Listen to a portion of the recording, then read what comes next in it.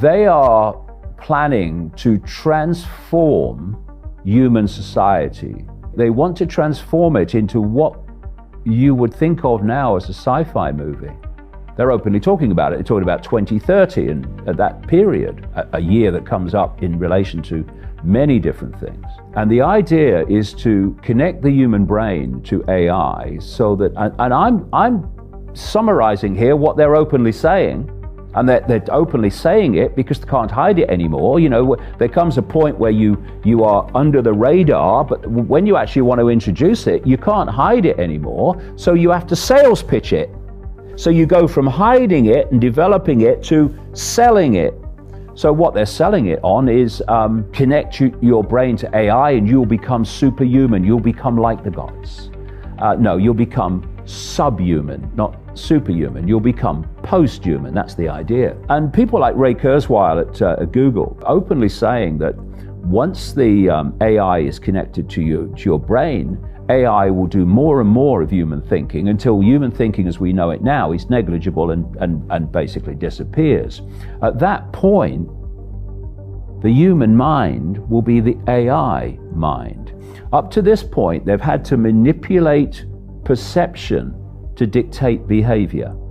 Their end game is to not even have to manipulate perception, but to become the perception via AI. And that's the point where you become the hive mind, where individuality is deleted. And that's where this is going with the mask, taking away individuality on the what I call the totalitarian tiptoe to that end.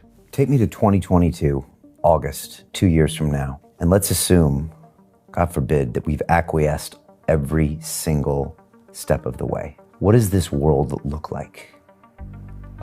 If you take China today and multiply it 2 or 3 times, that's where we'll be. The brain processes information electrically and electromagnetically. It communicates with the rest of the body electrically and electromagnetically. By 2022,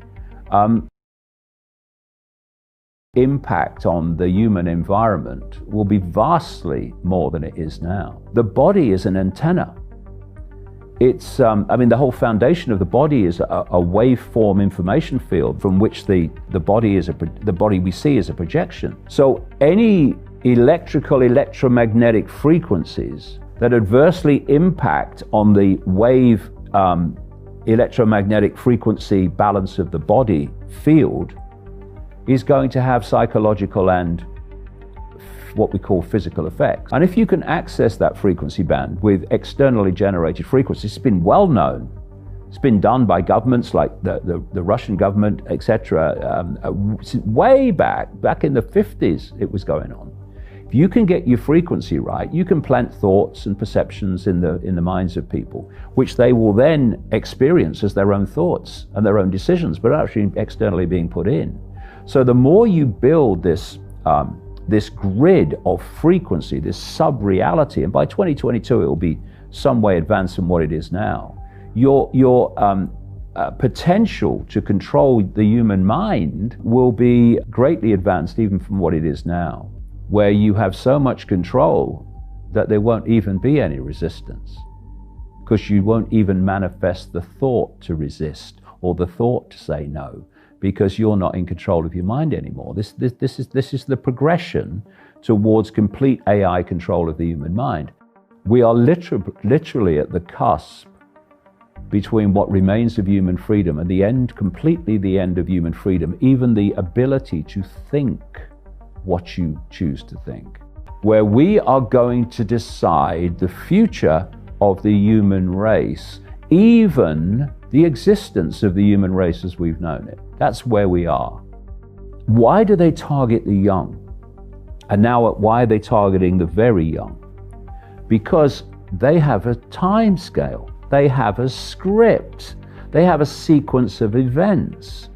And when they want to complete this transformation in the way I've described to this completely unrecognizable sci-fi world, the young today will be in adulthood or entering adulthood. And so they need those kids today so perceptually programmed that they will submit to anything when the time comes to complete the end game.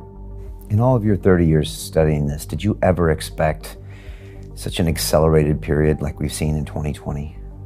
It has happened very, very quickly in 2020, but what's the outcome of it? The outcome of it is no surprise to me at all.